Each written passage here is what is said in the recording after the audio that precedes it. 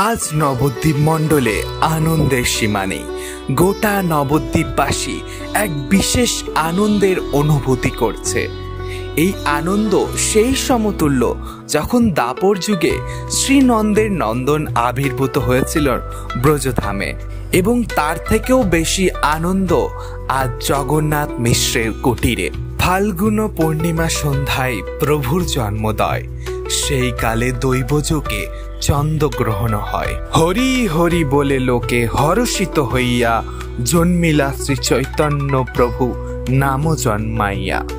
চন্দ্রগ্রহণ ছেড়ে পূর্ণিমার এই দিব্য সুন্দর মুহূর্তে গঙ্গা তীরে নবদ্বীপ নগরীতে জন্ম নিলেন স্বয়ং ভগবান শ্রী রাধা মাধবের মিলিত অবতার শ্রী মহাপ্রভু। চারিদিকে তখন চন্দ্রগ্রহণ, আর সেই সঙ্গে গগন বিধারী হরিনাম সংকীর্তন, হরে কৃষ্ণ এই ধ্বনিতে শচী দেবীর কোলে আসলেন এক দিব্য রূপবান শিশু। নাম রাখা হলো নিমাই। আজ শ্রী অদ্বৈত আচার্য এই জগতের অবস্থার কারণে অত্যন্ত দুঃখ অনুভব করছিলেন, কারণ শ্রীকৃষ্ণের আবির্ভাবের পরেও কেউ ভক্তি মার্গে আগ্রহী ছিল না। সকলেই বিস্মিত হয়েছিলেন ভক্তির পথে। চারিদিকে অন্যায়, অত্যাচার, অবিচার এবং ভক্তির প্রতি লোকের বিমুখতা, এই বিস্মৃতি এতটাই প্রবল ছিল, শ্রী অদ্বৈত প্রভু নিশ্চিত হন যে একমাত্র স্বয়ং ভগবান শ্রীকৃষ্ণ ভক্তি মার্গের প্রকৃত জ্ঞান মানুষের মধ্যে প্রচার করতে পারেন। তাই তিনি প্রত্যহ তুলসী পাতা ও গঙ্গাজল অর্ঘ্য প্রদান করে করুণভাবে শ্রীকৃষ্ণকে আহ্বান জানান। তিনি শ্রী চৈতন্য মহাপ্রভুরূপে আবির্ভূত হন এবং তার শুদ্ধ ভক্তদের সন্তুষ্ট করতে ভগবান আবির্ভূত হন, এবং অদ্বৈত আচার্যের প্রার্থনায় তিনি শ্রীকৃষ্ণ ও তার পরম প্রিয় ভক্ত শ্রীমতী রাধারানীর সম্মিলিত রূপ। তিনি এসেছিলেন যাতে তিনি রাধারানীর কৃষ্ণ প্রেম উপলব্ধি করতে পারেন এবং একই সঙ্গে দেখতে পারেন কিভাবে কৃষ্ণের প্রতি সম্পূর্ণ আত্মসমর্পণ করা যায়। কৃষ্ণবর্ণম তুষা কৃষ্ণম সঙ্গ পঙ্গস্ত প্রসাধনম যজ্ঞ সংকীর্তনম প্রায়ার যজন্তি হি সুমেধসাঃ। শ্রী চৈতন্য মহাপ্রভু জগতে আবির্ভূত হয়ে প্রেম সংকীর্তনের যুগ ধর্ম প্রতিষ্ঠা করেন।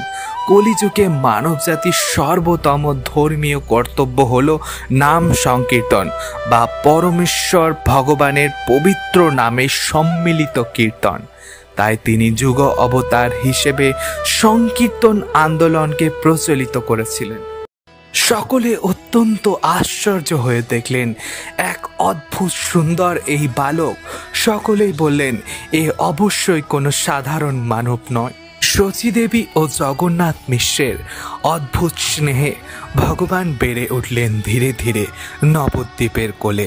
নিমাই বড় হতে থাকলেন।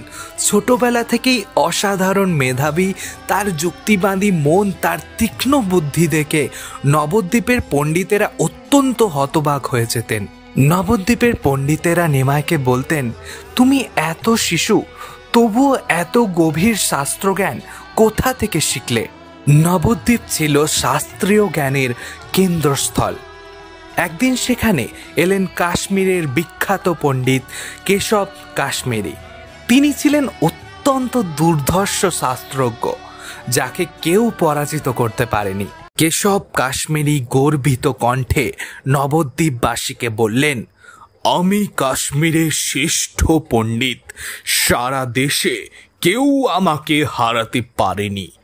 নবদ্বীপে কি কেউ আছে আমার সঙ্গে বিতর্ক করার মতো?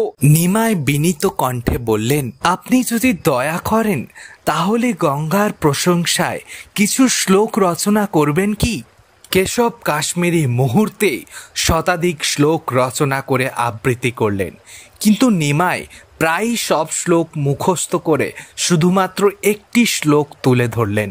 নিমাই বললেন, ভবানী ভর্তা শব্দটি কি অতিরিক্ত নয়? ভবানী মানেই তো শিবের পত্নী, তাহলে আবার ভর্তা বলার দরকার কি? কেশব কাশ্মীরি অত্যন্ত হতবাক হলেন। তিনি সমস্ত বিশ্বে তাকে কেউ পরাজিত করতে পারেনি। সেই কেশব কাশ্মীরের ভুল ধরে দিলেন এই হাঁটুর বয়সী ছেলে নিমাই। গভীর রাতে দেবী সরস্বতী কেশব কাশ্মীরের স্বপ্নে এলেন এবং তিনি বললেন, তুমি যেই নিমাইকে দেখেছ সেই হচ্ছে পরমেশ্বর ভগবান শ্রীকৃষ্ণ। মুহূর্তেই কেশব কাশ্মীরি শ্রী চৈতন্য মহাপ্রভুর কাছে আত্মসমর্পণ করলেন। নিমাই তখন কৃষ্ণ ভক্তিতে নিমগ্ন। গয়া থেকে দীক্ষা নিয়ে নবদ্বীপে ফিরে শুরু করলেন মহা সংকীর্তন আন্দোলন। কৃষ্ণ প্রেমের অমৃত বিলিয়ে দিতে লাগলেন সকলের মাঝে। চারিদিকে হরিনামের প্রচার হতে লাগলো। হরে কৃষ্ণ কৃষ্ণ কৃষ্ণ হরে হরে, হরে রাম রাম রাম হরে হরে। কিন্তু সবাই এতে খুশি ছিল না। নবদ্বীপের কিছু ব্রাহ্মণ এবং কাজী এতে ক্রুদ্ধ হয়ে সংকীর্তন নিষিদ্ধ করলেন। কিন্তু নিমাই পণ্ডিত কি চুপ থাকবেন? না, তিনি 1 লক্ষ ভক্ত নিয়ে সংগঠিত করলেন এক বিশাল সংকীর্তন আন্দোলন। হাজার হাজার লক্ষ লক্ষ মানুষ হাতে মৃদঙ্গ করতাল নিয়ে রাস্তায় নেমে এলো। কাজী অবশেষে ভয় পেয়ে নিমাইয়ের শরণাপন্ন হলেন। আলোচনা করে সংকীর্তনের ওপর থেকে নিষেধাজ্ঞা তুলে নিলেন এবং সংকীর্তনের জয় ঘোষণা করলেন।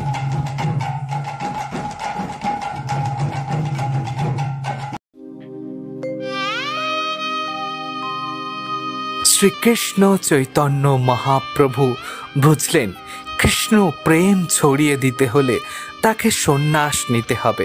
গভীর রাত, কাল ঘুমে নিমগ্ন মাতা শচী দেবী ও দেবী বিষ্ণুপ্রিয়া। ভগবান নিশ্চিত করলেন এই সেই সঠিক সময়, তাকে সন্ন্যাসের পথে এই সময়ে চলে যেতে হবে। ভগবান মাতা শচী দেবীর শয়নকক্ষে এলেন এবং মাতার চরণ ছুঁয়ে মাতার কাছে অন্তরে আশীর্বাদ এবং অনুমতি নিয়ে গৃহ ত্যাগ করলেন। ভগবান সন্ন্যাসের পথে এবং জগতের কৃষ্ণ প্রেম বিলিয়ে দিতে তিনি গৃহ ত্যাগ করে নবদ্বীপ ত্যাগ করে চললেন কাটোয়ার পথে সন্ন্যাস গ্রহণ করার জন্য।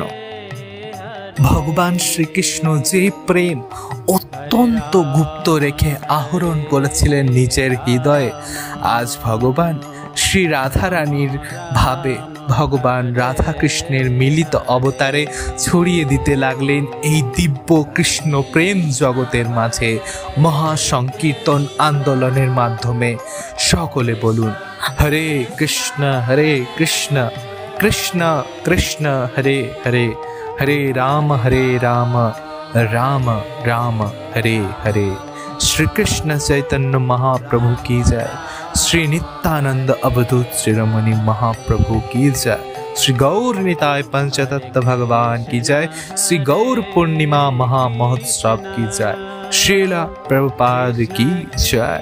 दिव्य गुरु परंपरा की जय।